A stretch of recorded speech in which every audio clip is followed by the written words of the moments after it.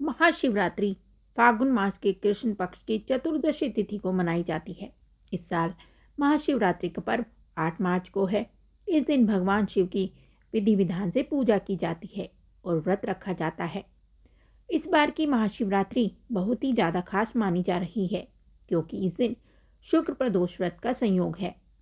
प्रदोष व्रत के अलावा इस दिन और भी कई दुर्लभ योग बन रहे हैं। ऐसा माना जाता है कि इस बार महाशिवरात्रि पर व्रत रखकर भोलेनाथ की पूजा करने से सभी मनोकामनाएं शीघ्र ही पूरी होंगी। तो चलिए जानते हैं महाशिवरात्रि पर बनने वाले सभी योगों के बारे में। 8 मार्च को महाशिवरात्रि वाले दिन शिव योग, सिद्ध योग और चतुर्ग्रही योग का संयोग हो रहा है। इस दिन कुंभ राशि पर शनि मूल त्रिकोण में बैठे हैं। इसके साथ सूर्य, चंद्रमा और शुक्र भी विराजमान है। इसके अलावा महाशिवरात्रि के दिन शुक्र प्रदोष व्रत भी है। ऐसे में यह अद्भुत संयोग विशेष फलदायी है। इस दिन भगवान शिव की पूजा से कई गुना फल मिलेगा। इस बार महाशिवरात्रि और शुक्र प्रदोष व्रत का संयोग एक साथ है, इसलिए यह व्रत सौभाग्य और सुख समृद्धि प्रदान करने वाला है। इस व्रत को करने से जीवन में किसी प्रकार का कोई अभाव नहीं रहता। इस दिन व्रत रखने से महाशिवरात्रि और शुक्र प्रदोष व्रत का लाभ एक साथ मिलेगा। प्रदोष व्रत का महत्व। ऐसा माना जाता है कि प्रदोष काल में शिव जी की साक्षात शिवलिंग में प्रकट होते हैं, इसलिए इस समय शिव की पूजा करने से उत्तम फल मिलता है। वहीं शुक्र प्रदोष व्रत करने से शत्रुओं का नाश होता है और महादेव की कृपा सदैव बनी रहती है।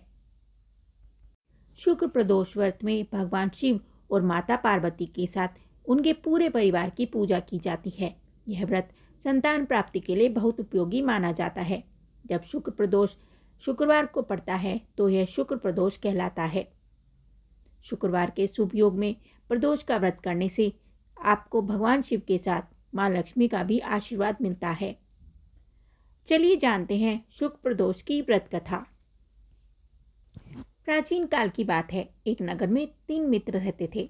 तीनों में ही घनिष्ठ मित्रता थी। उसमें एक राजा का बेटा, दूसरा ब्राह्मण का पुत्र, तीसरा सेठ का पुत्र था। राजकुमार ब्राह्मण पुत्र का विवाह हो चुका था। सेठ पुत्र का विवाह के बाद गोना नहीं हुआ था। एक दिन तीनों मित्र आपस में अपनी स्त्रियों की चर्चा कर रहे थे। ब्राह्मण पुत्र ने नारियों की प्रशंसा करते हुए कहा, नारीहीन घर भूतों का डेरा होता है। सेठ पुत्र ने यह वचन सुनकर अपनी पत्नी लाने का तुरंत निश्चय किया। सेठ पुत्र अपने घर गया और अपने माता पिता को अपना निश्चय बताया। उन्होंने बेटे से कहा कि शुक्र देवता डूबे हुए हैं। इन दोनों बहू बेटियों को उनके घर से विदा कराकर लाना शुभ नहीं होता।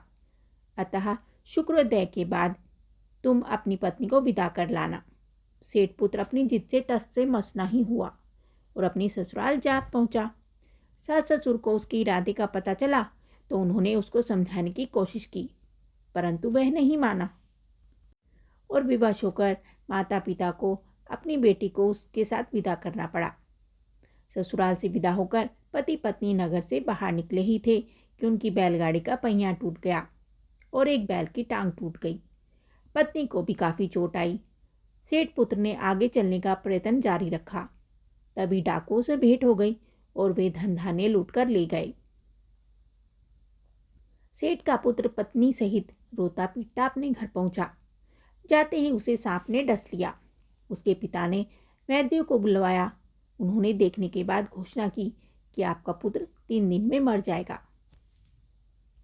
जब इस बात का पता ब्राह्मण पुत्र को लगा तो उसने सेठ को कहा कि आप अपने लड़के और उसकी पत्नी के साथ उसे उस बहू के घर वापस भेज दो। यह सारी बाधाएं इस कारण से आई हैं कि आपका पुत्र शुक्रास्त में पत्नी को विदा कर लाया है। यदि यह वहां पहुंच जाएगा तो बच जाएगा। सेठ को ब्राह्मण पुत्र की बात पसंद आई और उसने पुत्रवधू और पुत्र को वापस लौटा दिया। वहां पहुंचते ही सेठ पुत्र की हालत ठीक होनी आरंभ हो गई। उसके बाद उन्होंने शेष जीवन साथ में सुखपूर्वक बिताया और मृत्यु के बाद स्वर्गलोक को चले गए। ये कथा और जानकारी आपको कैसी लगी हमें कमेंट करके ज़रूर बताएं। साथ ही वीडियो को लाइक करें, चैनल को सब्सक्राइब करें। धन्यवाद।